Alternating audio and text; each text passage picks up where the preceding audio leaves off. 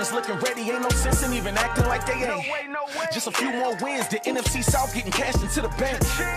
King of who that nation, Drew Brees, that man been calling rank. But the Vikings get gifted a lot. Remember Minnesota's miracle game? Wishes were granted in 2018, and it ain't no telling if this is the same. Not to mention Justin Jefferson's here, giving fans plenty holiday cheer. That boy game at the top of the tier, look like the #1 rookie this year. Boy is nice. NFL Network, you came to watch and we came to play. You ain't down with that, you just in the way. Vikings and the Saints here on Christmas Day.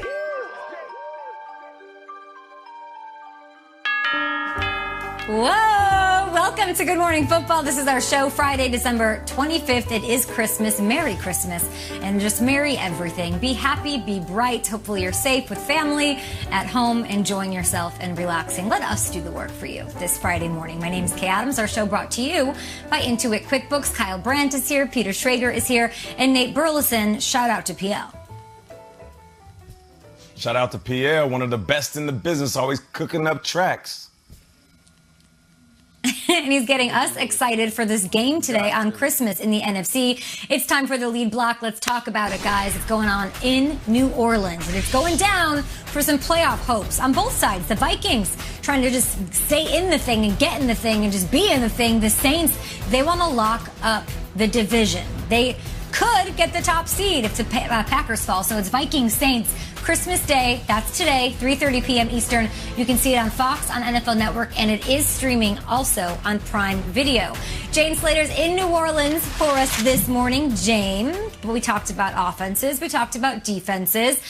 Nate brought up Justin Jefferson as his Oakley brightest star today. PL was just rapping about his emergence. He's a 1,000-yard receiver in his rookie season. He's a Pro Bowler voted on by the people to represent the best in the NFL. And he's also an LSU guy, so this game probably means a lot to him, huh?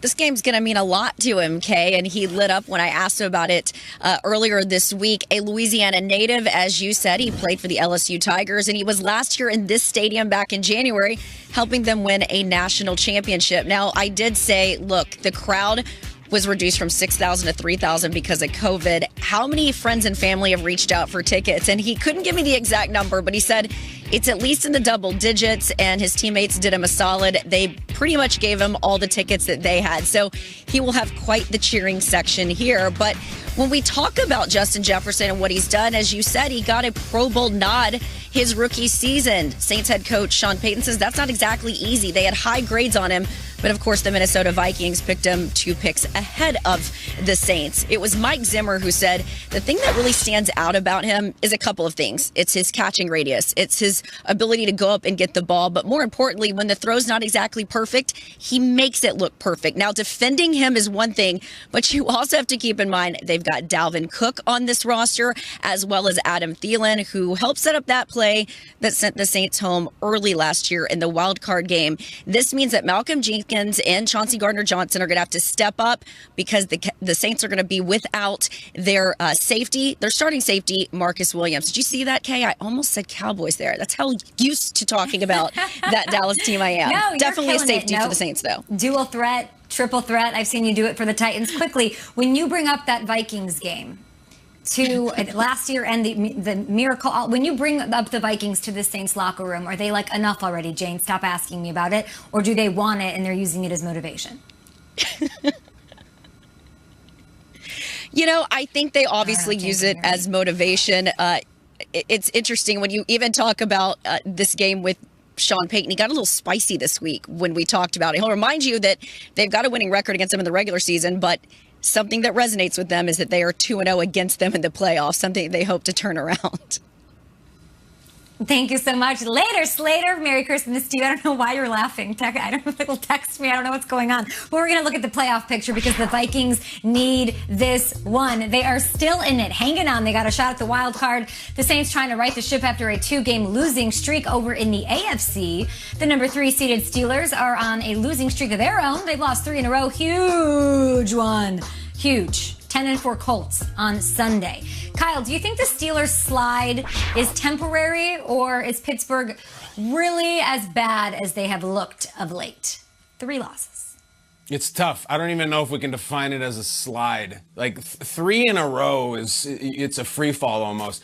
And I'm reminded right now, first of all, my children are upstairs sitting amongst the wrapping paper. I'm running downstairs to talk NFL football with you. I feel very, very blessed. This is a very cool day. And I look at the Steelers. I remember Peter was talking earlier in the week that they have this weird combination of the young, cool guys, you know, cool maybe if you agree or not, and then like the old Roethlisberger. It's like generations colliding.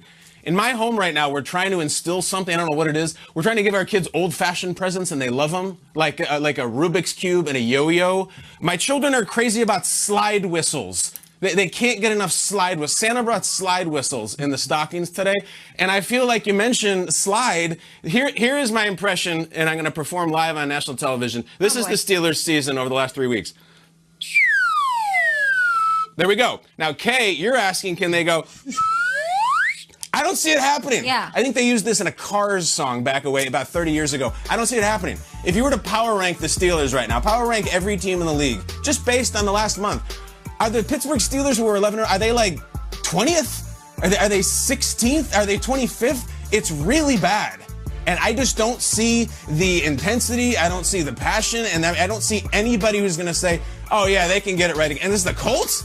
The Colts are bad dudes. And the last thing I'll say is these guys on defense for the Steelers, just not going to be about drop passes and TikTok dances. The Colts want to punch you in the face from the first snap to the last. So the guys on D, the steel curtain, allegedly, you know what's coming. Be tough. Merry Christmas. Do something about it.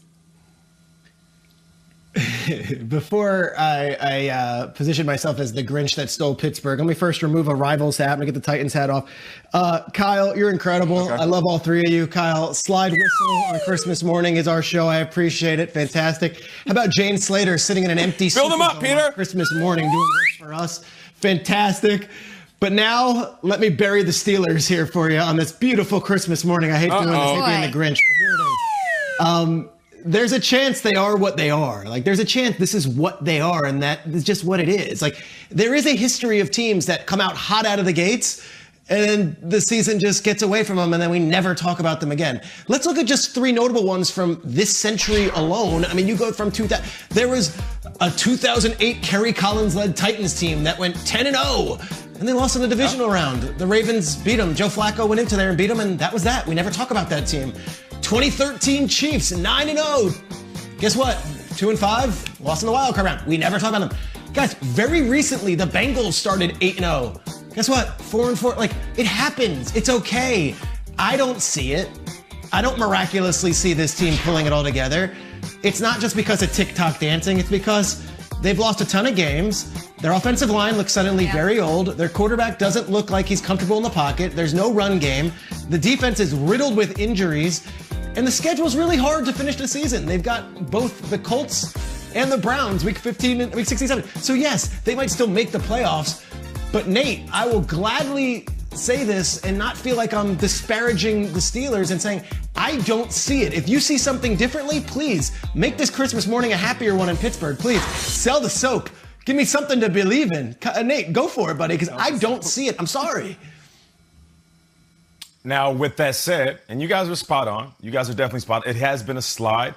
The offense, it just looks inept. Big Ben, he looks his age. He doesn't want to get outside the pocket. The wide receivers have been inconsistent, dropping balls, making plays every so often, like a roller coaster ride. But with all of that, they beat the Colts. It quiets the criticism. And they can, because all of these things that we're talking about can be fixed. Can receivers run routes and catch balls? Yeah, of course. You can fix that overnight. You spend an extra hour at practice, your confidence will go sky high.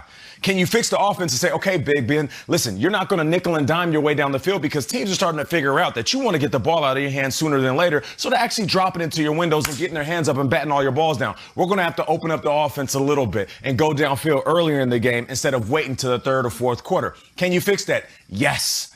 Can you get your morale back, that swag back? Yeah. I mean, we forget that this team did what? They went 13 weeks in a row because of them moving their schedules around. All right, so now forget about the winning just streak. lost to Ryan Finley. The season that was. Forget about all of that. Okay, that's perfectly fine. But if they beat the Colts, we all shut up. That's the way football is. But this NFL season has been just like 2020. It's been crazy, right? So if if we go out there and watch the Steelers handle the Colts, who are one of the best teams in all of football, we'll wake up on Monday and we'll say, oh, the Pittsburgh Steelers are back, and that will be on the bottom of our screen. If they don't, are you out? Well, they're still going to be in the playoffs. Like, I'm not going to count on a team that's making the playoffs. I know how hard it is to get into the playoffs. So they could lose the next two games, let's just forget about them. Okay.